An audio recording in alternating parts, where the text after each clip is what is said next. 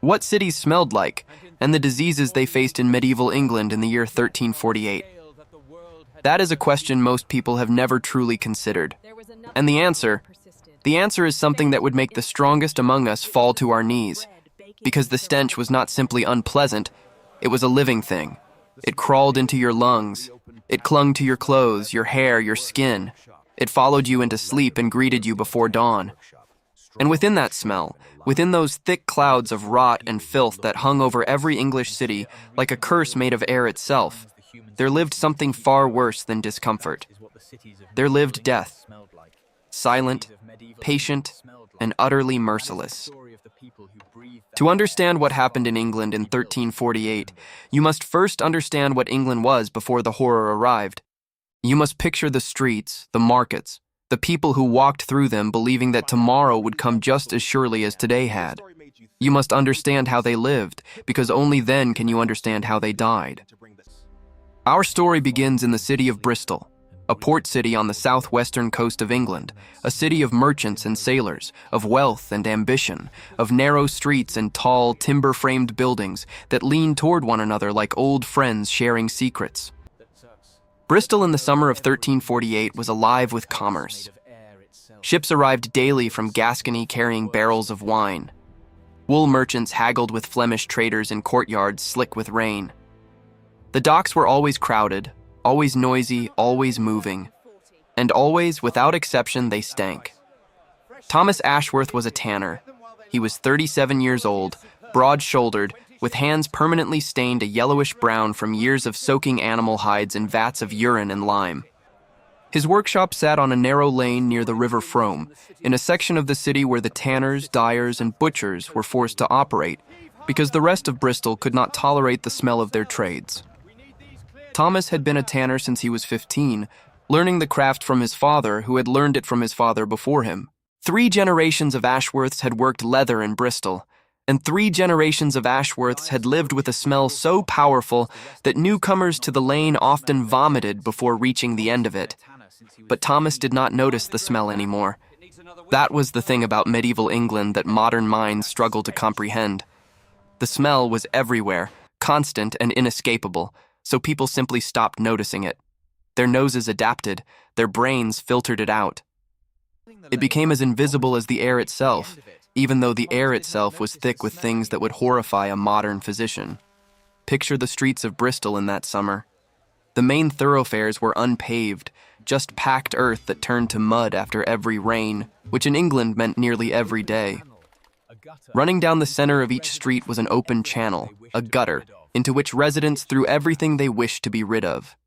Kitchen scraps, rotten vegetables, the contents of chamber pots, dumped from upper windows with only a shouted warning of Gardy Lou to anyone unlucky enough to be walking below. Animal carcasses from the butcher's stalls, blood, offal. Bones stripped of meat, but still wrapped in tendons and gristle. All of it flowed slowly, sluggishly, through those open channels, mixing with rainwater and the constant drip of waste from overhanging buildings, creating a river of filth that wound through the city like a diseased vein. The smell in summer was extraordinary. It was layered, complex in the worst possible way. The base note was human waste. Thousands of people with no plumbing, no sewers, no sanitation of any kind, relieving themselves in shared latrines that were little more than wooden planks over open pits, or simply in the streets when no latrine was near. The latrines were emptied by men called gong farmers, who worked at night, hauling the waste in carts to dump it in the river or in fields outside the city walls. But the pits filled faster than the gong farmers could empty them, and in summer, the heat baked the waste into a concentrated essence that rose from the ground in visible waves. Above that base note came the smell of animals. Pigs roamed the streets freely, eating garbage, adding their own waste to the general mess. Horses, donkeys, and oxen left droppings on every road. Chickens and geese wandered through marketplaces. Dogs, half feral and mangy, fought over scraps in alleys. The combined smell of their waste, their bodies, their breath created a warm, thick animal musk that blended with the human filth beneath it. Then came the industrial smells. The tanners like Thomas, soaking hides in vats of dog excrement and pigeon dung to soften the leather. then scraping off the hair and fat with curved blades, the shavings falling into piles that attracted flies by the thousands. The dyers, working with vats of boiling urine that they collected from public urinals placed around the city for exactly this purpose, the ammonia so strong it made eyes water from 50 paces. The butchers, slaughtering animals in the open air of the market, blood pooling on the ground, entrails piled beside the stalls, the buzz of flies so loud it competed with the shouts of vendors. The fishmongers, their unsold stock rotting in the heat, the sweet, sick smell of decomposing fish mixing with everything else until the air itself seemed to have texture, seemed to have weight. Thomas Ashworth moved through all of this every day without a second thought. He woke before dawn in the single room above his workshop that he shared with his wife, Margaret. She was 34, a woman of practical intelligence and sharp humor, who managed the household accounts and could calculate the price of a finished hide faster than Thomas could count the coins in his purse. They had been married for 16 years, and their partnership was built on mutual respect, shared labor, and the understanding that life was hard but bearable if you had someone to bear it with. Their morning began the same way every morning began. Margaret rose first, stirring the embers of the previous night's fire, adding kindling until the flames caught. She heated water in an iron pot, not to wash, because daily washing was considered unnecessary and even dangerous, as many believed that opening the pores with warm water allowed disease to enter the body. The water was for a thin porridge of oats and barley, their standard breakfast, eaten with stale bread and sometimes a piece of salted herring. Thomas dressed in the same clothes he had worn the day before and the day before that. A linen undershirt, stained and softened by weeks of wear. A wool tunic over that, heavy and scratchy but warm against the damp English mornings. Leather breeches, cracked and worn. No underwear as modern people would understand it. His boots were thick-soled and perpetually damp, the leather separating at the seams despite his best efforts to maintain them. He did not bathe regularly. Perhaps once a month he would visit the public bathhouse near the bridge, where for a small fee he could soak in a wooden tub of water that had already been used by several people before him. The rest of the time, he simply lived with the smell of his own body, layered beneath the smell of his trade, which was layered beneath the smell of the city. This was not poverty. This was normalcy. The wealthy smelled better only by degree. They could afford perfumes and scented herbs to mask their body odor. They could afford to change their linen more frequently, but they still lived without plumbing, still used chamber pots, still walked the same filthy streets. The difference between a rich man and a poor man in medieval Bristol was not the presence or absence of filth. It was the thickness of the walls between themselves and the worst of it. Thomas walked to his workshop through streets that were already busy despite the early hour. A woman emptied a bucket of gray water from an upper window. A cart loaded with barrels of salted fish rattled past, one wheel catching in a rut and splashing mud across Thomas's breeches. Two men argued loudly outside a tavern about a debt. A priest hurried past with his robes lifted above his ankles to avoid the worst of the muck, a cloth pressed to his nose, a gesture that marked him as either newly arrived or unusually fastidious. At the workshop, Thomas's two apprentices were already at work. William, a young man of 20, was scraping a cowhide stretched on a wooden frame, removing the last traces of fat and flesh with a curved blade. Edmund, 22, was stirring a vat of lime and water with a long wooden paddle, preparing the solution that would loosen the hair from the next batch of hides. The smell inside the workshop was staggering. The combination of raw hides, lime, urine, animal dung, and the sweet, cloying scent of decomposing flesh created an atmosphere so thick that first-time visitors often could not remain inside for more than a few minutes. But Thomas breathed it in without flinching. This was his livelihood. This smell meant money, meant survival, meant another day of food on the table and a roof over his head. He greeted his apprentices with a nod, rolled up his sleeves, and began his work. None of them knew that 600 miles to the south, in the port cities of Italy and France, something was already moving. Something carried in the holds of ships, in the fur of rats, in the bites of fleas so small they were nearly invisible. Something that would reach Bristol's docks within weeks and would transform that familiar, bearable stench of daily life into something new. something that smelled like nothing any of them had ever encountered. The smell of a plague that would kill half of England before it was finished. But on that summer morning, Thomas Ashworth simply worked his leather and breathed the air of his city and thought of nothing more terrible than the price of cowhides. Confira se já é inscrito neste canal. Se você sente fascínio por histórias reais que revelam como a humanidade sobreviveu aos seus piores momentos, este canal foi feito para você. Inscreva-se agora para não perder nenhuma dessas narrativas. Chapter 2: The Ships of Death. The rumors arrived before the disease did.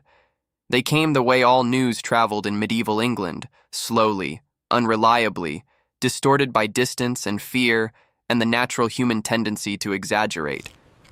Merchants returning from the continent spoke of a terrible sickness sweeping through Italy. A pestilence, they called it. A mortality. They said that in Florence, bodies were stacked in the streets like cordwood. They said that in Avignon, the Pope himself had been forced to consecrate the Rhone River so that corpses could be thrown into it because there was no more room in the cemeteries. They said that entire villages in southern France had been emptied, every last soul dead or fled, leaving behind only silence and the buzzing of flies. Thomas heard these rumors in the tavern where he sometimes drank ale after his workday. He heard them from sailors at the docks. He heard them from Margaret, who heard them from the women at the market.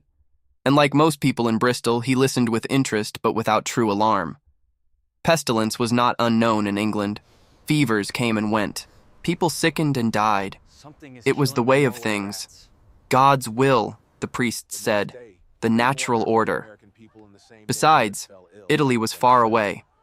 Whatever was happening there surely could not cross the sea to England. He was wrong. In late June of 1348, a ship arrived in the port of Melcombe Regis, a small harbor town on the southern coast of Dorset. The ship had come from Gascony, carrying wine and cloth and something else, something no one could see. The sailors aboard were sick. Some were already dead, their bodies lying in the hold among the cargo, bloated and blackened. The harbor master, a man named Richard Cavendish, watched the ship dock with growing unease. He could see, even from the quay, that something was terribly wrong. The crew moved slowly, weakly, like men moving through water. Some had dark swellings on their necks and under their arms, swellings the size of eggs, hard and hot to the touch, weeping a foul-smelling fluid that stained their shirts. Richard had never seen anything like it. He sent word to the town officials, but by the time they arrived, several sailors had already staggered ashore. They had gone to the taverns, to the inns, seeking food and drink and rest. They had spoken to townspeople, breathed the same air, touched the same surfaces. And with them, invisible and patient, came the fleas. Tiny, almost weightless, hiding in the folds of clothing and the seams of blankets, carrying in their guts a bacterium that would later be identified as Yersinia pestis. The Black Death had arrived in England. The disease moved with a speed that stunned everyone who witnessed it. Within days of the ship's arrival, people in Melcombe Regis began to fall ill. The symptoms were unlike anything the local physicians had seen. It began with a headache, a feeling of weakness, a strange sensitivity to light. Then came the fever, burning and relentless, accompanied by chills so violent that the afflicted person's teeth chattered audibly. And then, within a day or two, the buboes appeared. The buboes were the signature of the plague, and they were horrifying. They were swellings of the lymph nodes, typically in the groin, the armpits, or the neck, and they grew rapidly, sometimes reaching the size of an apple. They were hard, excruciatingly painful, and they turned the skin above them a dark purple or black, which is how the disease eventually earned its name. The buboes oozed a mixture of blood and pus that had a smell so distinctive and so terrible that it became the defining sensory experience of the plague years. It was a sweet, thick, rotting smell, like meat left in the sun for days, but mixed with something sharper, something almost chemical. People who survived the plague and wrote about it later struggled to describe the smell. They compared it to the stench of 1,000 open graves. They said it was the smell of death itself, concentrated and made physical. And the buboes were only part of it. Some victims developed a different form of the disease, one that attacked the lungs. These people coughed constantly, producing a bloody, frothy sputum that sprayed into the air with every convulsion. The coughing was so violent that it sometimes cracked ribs. The sputum itself was infectious, meaning that anyone who breathed the air near a coughing victim could contract the disease. This pneumonic form was even more lethal than the bubonic form.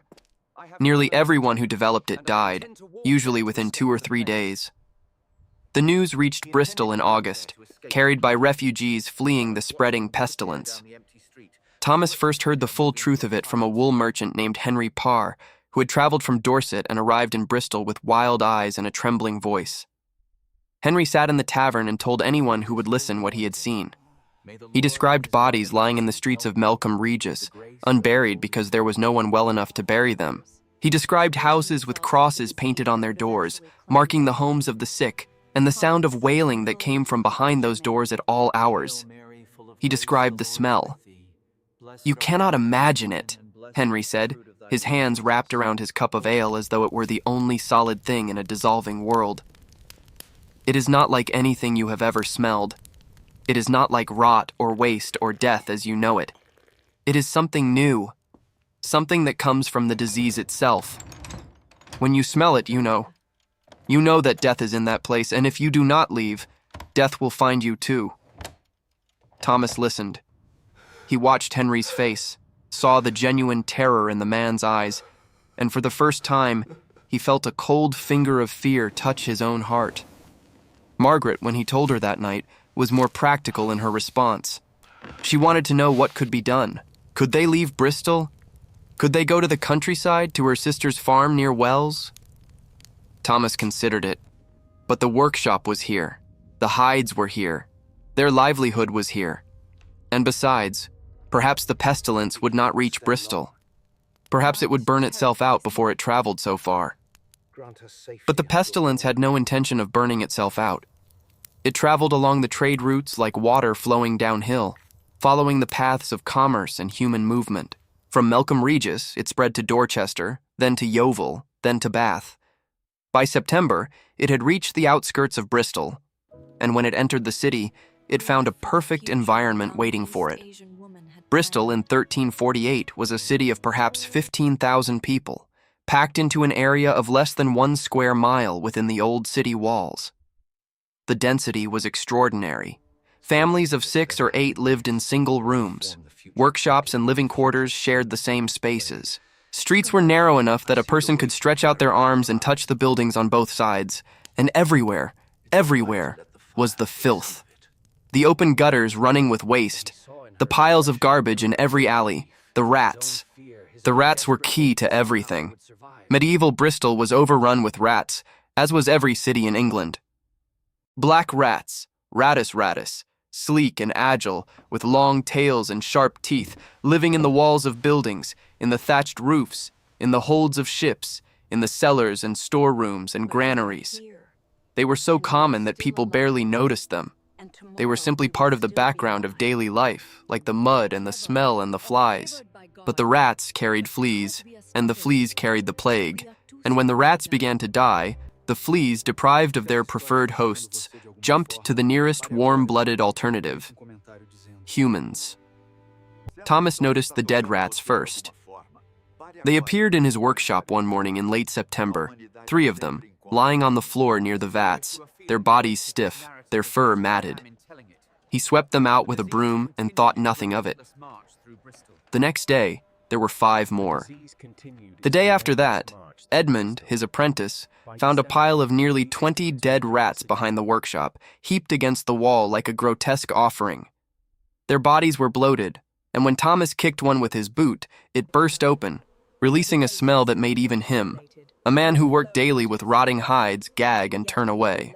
"Something is killing the rats," William observed, stating the obvious with the careful neutrality of a young man who did not want to be the first to say the word that everyone was thinking. Thomas said nothing. He looked at the dead rats, and he thought of Henry Parr's wild eyes in the tavern, and he felt that cold finger of fear again, pressing harder this time, pressing against his chest like a hand. The first human cases in Bristol appeared in early October. A fishmonger near the docks collapsed at his stall, his face gray, his body shaking with fever. By nightfall, he was dead. The next day, 3 more people in the same neighborhood fell ill. Then 7, then 20. The speed of it was incomprehensible.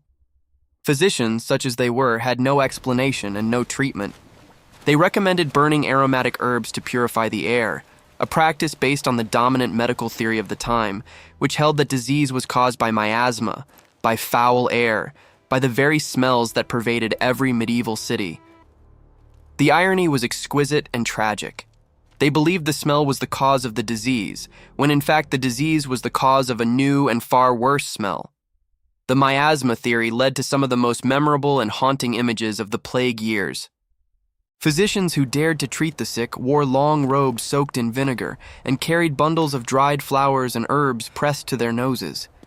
Later, in subsequent outbreaks, they would develop the iconic beaked masks, the long bird-like protrusions stuffed with aromatic substances meant to filter the poisonous air. Ordinary people carried pomanders, small balls of perfume and spices, or held vinegar-soaked cloths to their faces.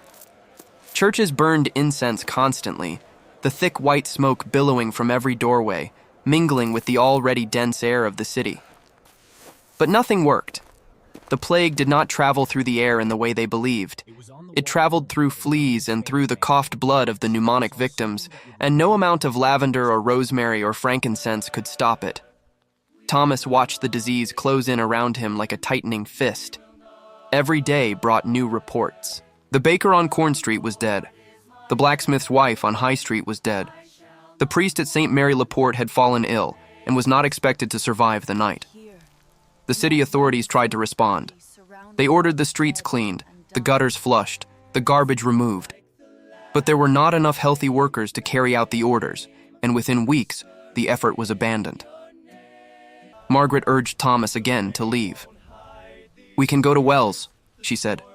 "My sister will take us in. We can wait there until this passes." Thomas hesitated.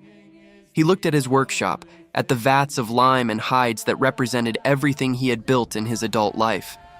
He thought of the cost of abandoning it all, the financial ruin that might follow, and he made a decision that he would question for the rest of his life. "We stay," he said. "We stay, and we are careful. We avoid the sick. We keep our doors closed. We burn herbs and keep the air clean. God will protect us." Margaret looked at him for a long moment. Her eyes were steady, but behind them, Thomas could see something he had rarely seen in 16 years of marriage. He could see doubt. Not doubt in him, but doubt in the world. Doubt that the rules they had always lived by, work hard, be faithful, trust in God, were sufficient to protect them from what was coming. She said nothing. She turned back to the fire and stirred the porridge and said nothing at all. Chapter 3. The City of the Dead. By November of 1348, Bristol had become a city transformed by plague. The streets that had once bustled with merchants and tradespeople were now eerily quiet. Shops stood empty, their doors hanging open, their goods untouched.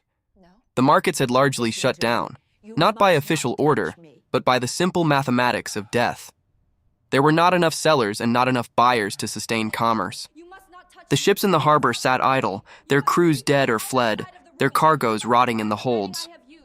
The smell of the city had changed.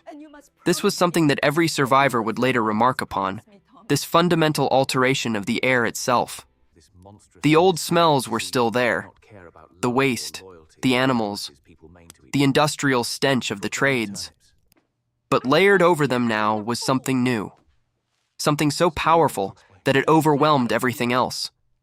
It was the smell of mass death, the smell of bodies decomposing in houses where no one came to retrieve them, the smell of plague victims lying in the streets where they had fallen, their buboes burst, their skin blackened, their bodies bloated by gases of decomposition.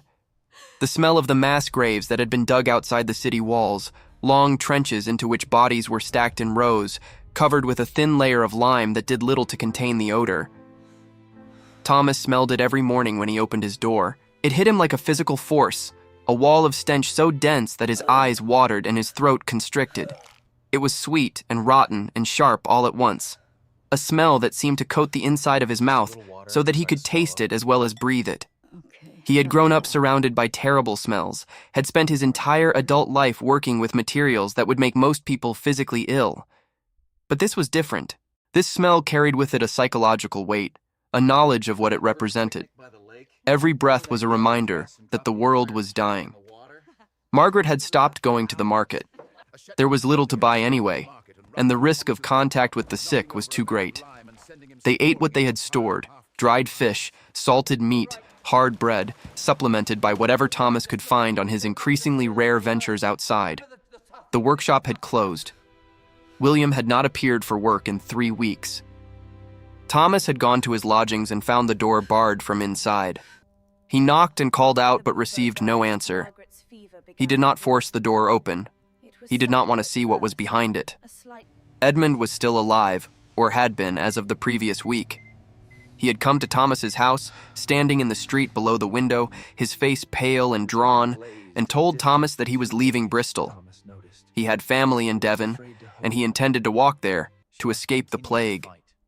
Thomas wished him well and watched him disappear down the empty street, a solitary figure moving through a silent city, and wondered if he would ever see him again.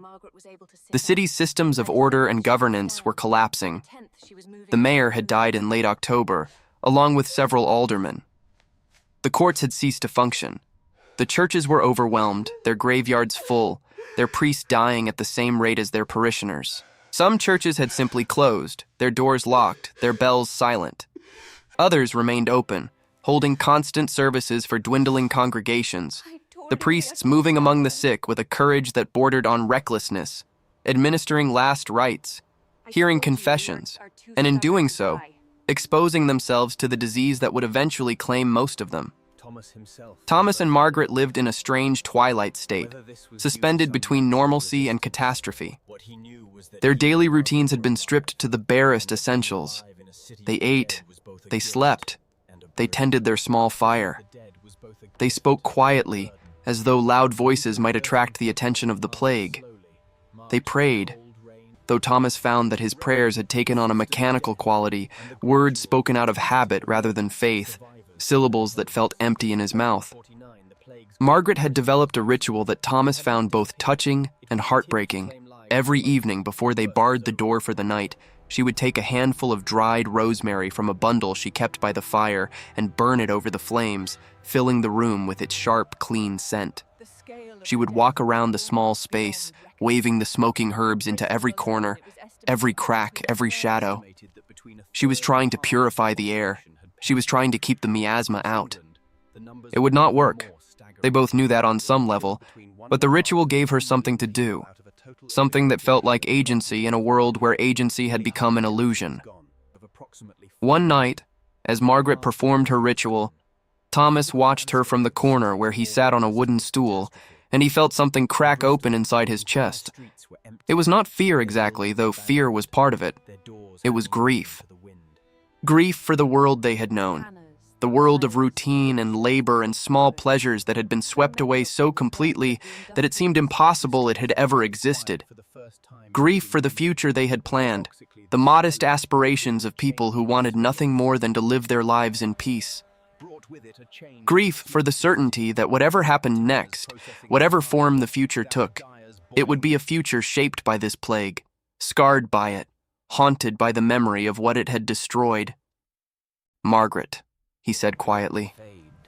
She turned to him, the rosemary still smoking in her hand, her face half lit by the fire, and he saw in her expression a mirror of his own grief, his own fear, his own desperate hope that somehow they would survive this.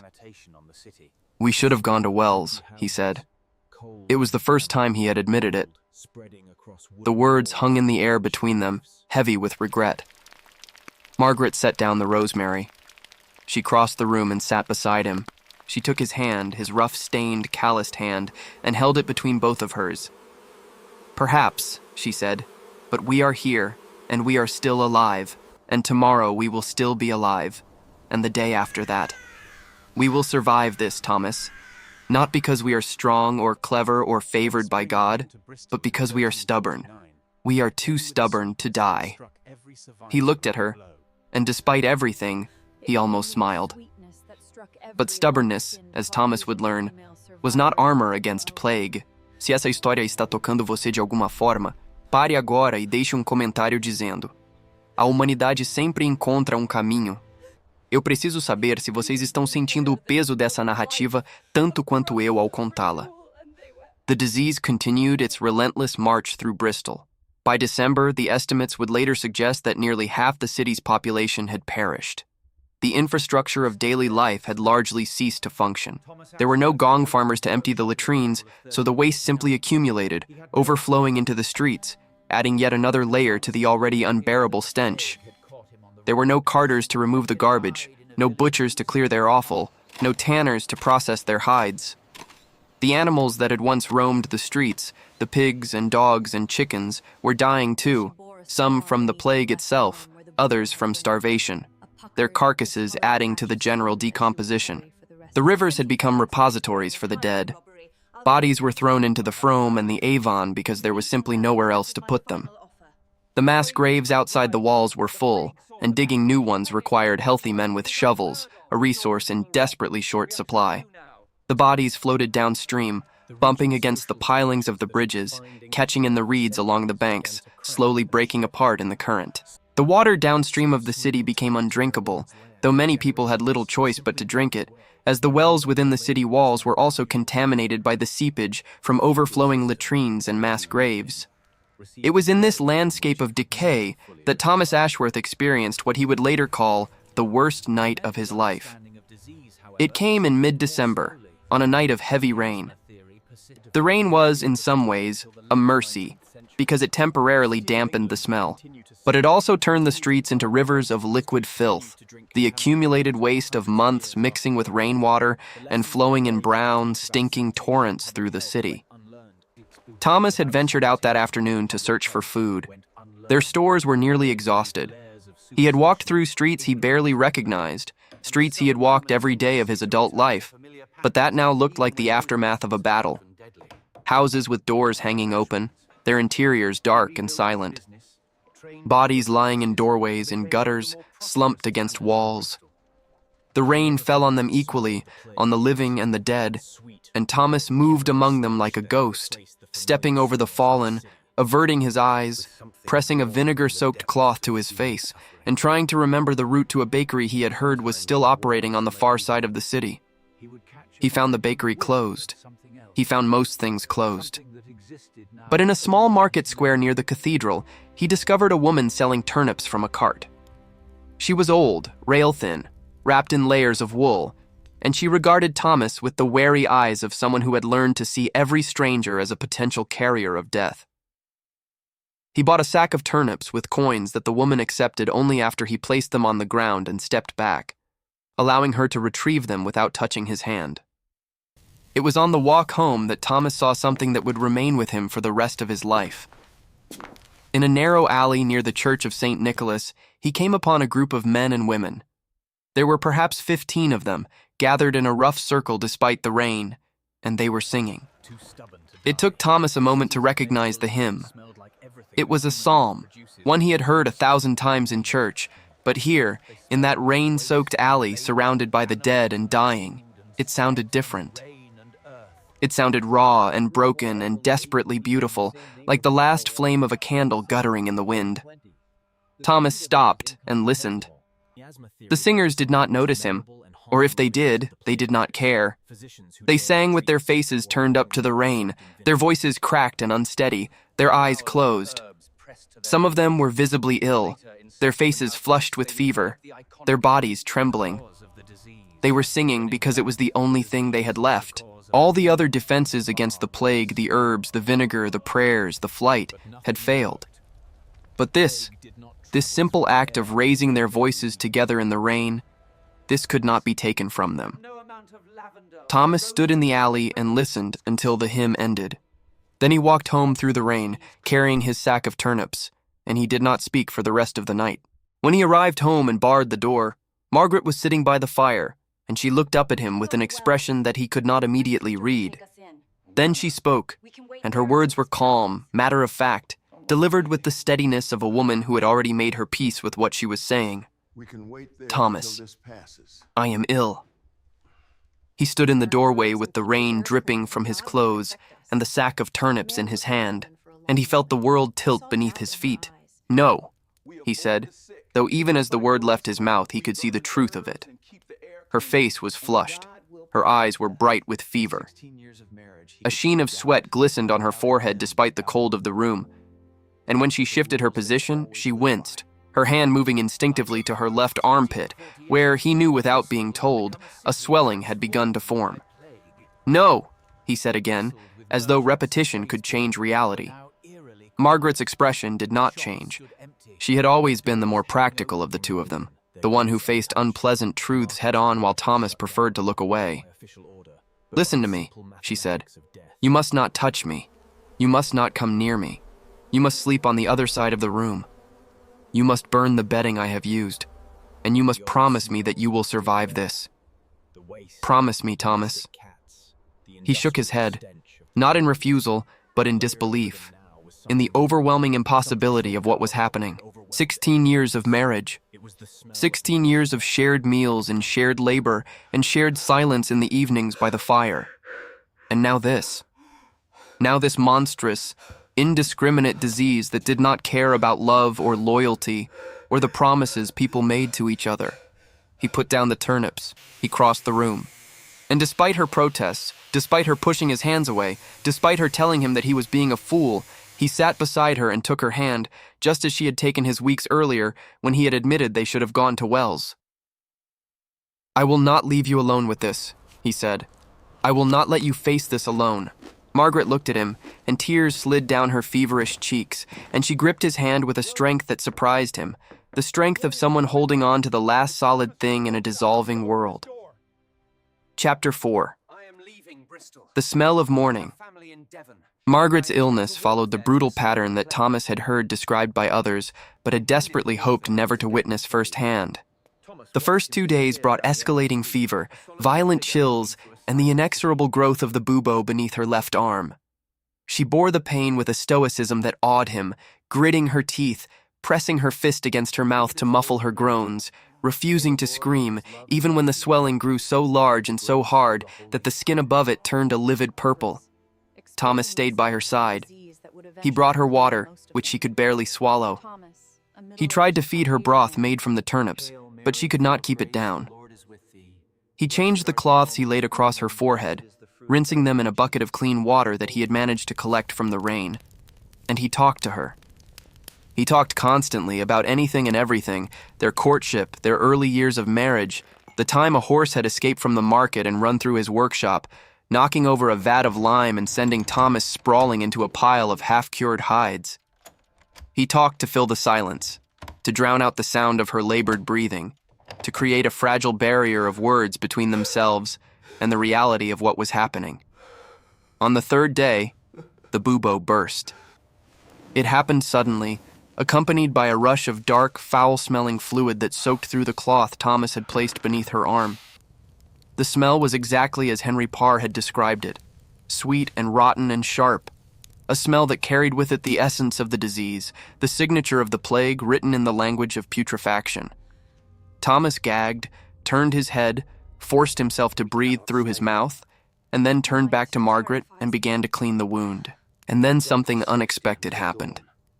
After the bubo burst, Margaret's fever began to drop. It was subtle at first, a slight cooling of her skin, a slowing of her breath, a return of focus to her eyes, which had been glazed and distant for 2 days. Thomas noticed but was afraid to hope. He had heard stories of people who seemed to improve only to relapse and die within hours.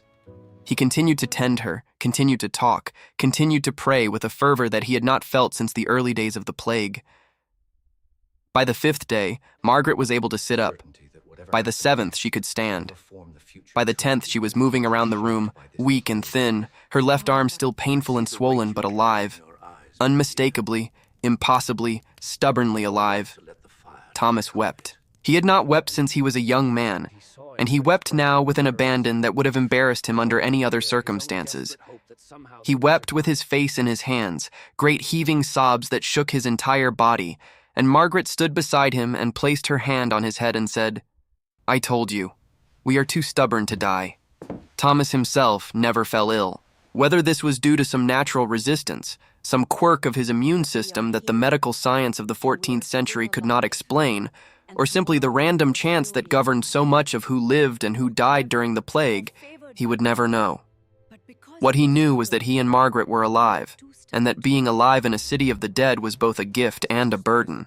The winter of 1348 passed slowly, marked by cold rain, persistent death, and the gradual, tentative emergence of survivors from their homes. By early 1349, the plague's grip on Bristol was loosening. It had not disappeared. It would continue to claim lives for months and would return in subsequent years. But the worst was over. The wave had crested and was receding, leaving behind a landscape of devastation that would take generations to fully comprehend. The scale of the death was almost beyond reckoning. In Bristol alone, it was estimated that between a third and half of the population had perished. Across England, the numbers were even more staggering. By the time the Black Death had run its course, it had killed between 1.5 and 2 million people out of a total English population of approximately 4 million. Nearly half the country was gone. The physical landscape of the cities bore witness to this catastrophe. In Bristol, entire streets were empty, their buildings abandoned, their doors hanging open to the wind.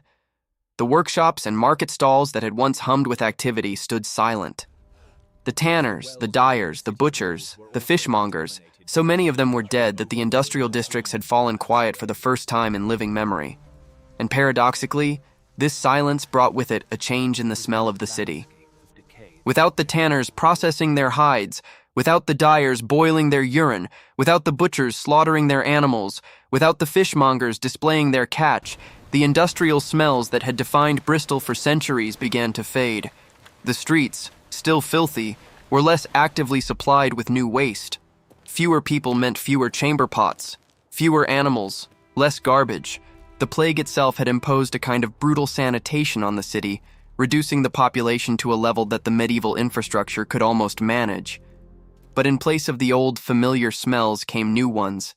The smell of empty houses, cold and damp, mold spreading across wooden walls and thatched roofs. The smell of untended gardens, the herbs and vegetables that had once been carefully cultivated now running wild, mint and rosemary spreading beyond their borders, filling the air with their fragrance in a way that seemed almost indecent given the circumstances. The smell of earth, freshly turned in the mass graves that ringed the city, a clean mineral smell that fought constantly with the smell of what lay beneath it, and the smell of spring. When spring came to Bristol in 1349, it came with a sweetness that struck every survivor like a blow. The trees bloomed, the flowers opened, the air warmed and softened, and the survivors, emerging from their houses blinking and unsteady like creatures leaving a cave, breathed in air that smelled of life, of growth, of renewal. And they wept. They wept because the air smelled of everything the plague had tried to destroy, and they wept because they were still there to smell it. Thomas Ashworth reopened his workshop in April of 1349. He had no apprentices. William, he had learned, had died in November. Edmund had never returned from Devon, and Thomas would later hear that the plague had caught him on the road, that he had died in a village whose name Thomas never learned, far from anyone who knew him. Thomas worked alone, slowly, his movements carrying the careful deliberation of a man who had learned to value each day as a gift rather than an expectation. Margaret recovered fully, though she bore a scar beneath her left arm where the bubo had been, a puckered, discolored patch of skin that she would carry for the rest of her life. She returned to managing the household accounts, to haggling with suppliers, to the daily rhythms of a life that had been shattered and was now, piece by piece, being reassembled. The world they inhabited was profoundly different from the one they had known before the plague. Labor was scarce, which meant that the workers who survived could demand higher wages. The rigid social structures that had defined English life for centuries began to crack and shift. Serfs who had been tied to their lord's land for generations simply walked away, knowing that their labor was now valuable enough to command freedom. The feudal system, already weakening, received a blow from which it would never fully recover. The medical understanding of disease, however, changed more slowly. The miasma theory persisted for centuries, and the connection between filth, rats, fleas, and plague would not be understood until the late 19th century. The cities of England would continue to stink, continue to pile their waste in the streets, continue to drink contaminated water for hundreds of years after the Black Death. The lessons that the plague had to teach about sanitation and public health went unlearned, buried beneath layers of superstition, ignorance, and the stubborn human tendency to return to familiar patterns, even when those patterns had proven deadly. Thomas Ashworth lived for another 23 years after the plague. He rebuilt his business, trained new apprentices, and became one of the more prosperous tanners in Bristol. He never forgot the smell of the plague years, that sweet, rotting chemical stench that had replaced the familiar smells of his city with something drawn from the depths of human suffering. Sometimes on warm summer evenings, when the old smells of the tannery and the river and the streets rose up around him in their familiar pattern, he would catch a phantom whiff of something else, something that existed now only in his memory, and he would stop whatever he was doing and stand very still and remember. He remembered the dead rats in his workshop. He remembered Henry Parr's wild eyes in the tavern. He remembered the singers in the rain. He remembered Margaret's calm voice telling him she was ill, and the terror that had seized his heart in that moment, and the fierce, defiant grip of her hand on his. He remembered the smell of the rosemary she burned every evening, trying to purify the air, trying to hold back the plague with nothing more than dried herbs and determination. And he remembered the morning she sat up in bed and looked at him with clear eyes and said, "I told you, too stubborn to die." The cities of medieval England smelled like everything that human life produces when there is no system to contain it. They smelled like waste and labor and animals and food and sweat and rain and earth. And in 1348, they smelled like death on a scale that the world had never seen. But beneath all of those smells, beneath the filth and the plague and the unimaginable loss, there was another smell that persisted, faint but inextinguishable. It was the smell of bread baking in a surviving bakery, the smell of ale brewing in a reopened tavern, the smell of leather being worked in a tanner's workshop, strong and sharp and alive. It was the smell of people who had looked into the abyss and had chosen, with all the stubbornness and courage and sheer unreasonable will to live that defines the human species, to keep going. That is what the cities of medieval England smelled like, and that is the story of the people who breathed that air and survived and rebuilt and remembered. If you watched all the way to the end, it's because you truly enjoyed this story. Leave a comment saying, "I watched until the end," so I can get to know you and find out who really loves the stories on this channel. If this story made you think, if it made you feel something, hit the like button, because that helps more than you can imagine to bring these stories to more people. And if you know someone who loves history, who is fascinated by the past and by everything humanity has faced, share this video with them. And of course, if you're not yet subscribed to this channel, subscribe now and turn on the bell so you don't miss any of the stories coming next. Each one of them will make you see the world through different eyes.